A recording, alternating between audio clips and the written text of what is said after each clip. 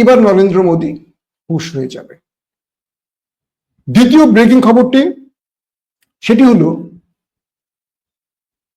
রাশিয়ার ডেপুটি নিরাপত্তা প্রধান দিমিত্রি মেদভেদেভ, চিনেন আপনারা, তাকে দেখছেন, সংবাদে সবসময় থাকেন। তো এই ডেপুটি চেয়ারম্যান নিরাপত্তা কাউন্সিলের দিমিত্রি, তিনি বলেছেন ইরানকে আর নিউক্লিয়ার কিছু দিয়ে সহযোগিতা বা শান্তিপূর্ণ কর্মসূচির জন্য আর কোনো নিউক্লিয়ার দেয়া হবে না। মন খারাপ?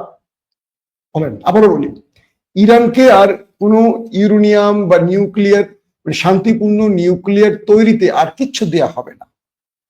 এবার ইরানকে দেয়া হবে নিউক্লিয়ার বোমা। লা তাকরাবুস সালাত, ওই যে তোমরা নামাজের মুখোমুখি হইও না। কিভাবে? মদ্যপ অবস্থায়। আমি প্রথমটুকু বললাম আপনাদের মন খারাপের জন্য। অর্থাৎ রাশিয়ার নিরাপত্তা কাউন্সিলের চেয়ারম্যান দিমিত্রি বলছেন, এটা স্পুটিং সহ কয়েকটি গণমাধ্যম, রাশিয়ার গণমাধ্যমে আসলে একটু চেক করে নেবেন। আপনি তো স্পুটিং এর নিউজ টুজ আমাদের অনেক ব্লগাররা বা যারা সাংবাদিক তারা চেক টেক করেন, আর যারা সাংবাদিক না সরাসরি ইউটিউবে কথা বলেন বা বিভিন্ন তথ্য নিয়ে কথা বলেন, তাদের কথা বলছি না। তিনি বলছেন যে রাশিয়া মানে ইরানকে, রাশিয়া দিবে সেটা বলছে না, বলছে ইরানকে আর শান্তিপূর্ণ কর্মসূচির জন্য কোনো এই ইউরেনিয়াম এগুলো দেওয়ার কোনো প্রয়োজন হবে না। যে কেউ ইরানকে এবার নিউক্লিয়ার বোমাই দিতে পারে, ধরেন রাশিয়া দিতে পারে।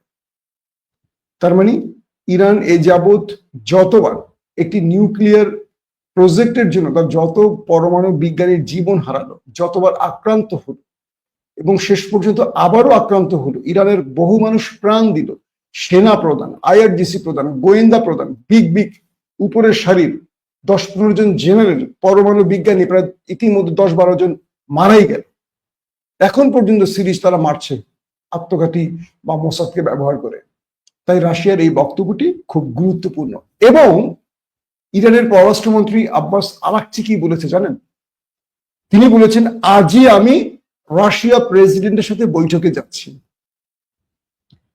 মিস্টার আরাকচি আজকে ভ্লাদিমির পুতিনের সাথে, রাশিয়া প্রেসিডেন্টের সাথে গুরুত্বপূর্ণ বৈঠকে যাচ্ছেন। হয়তোবা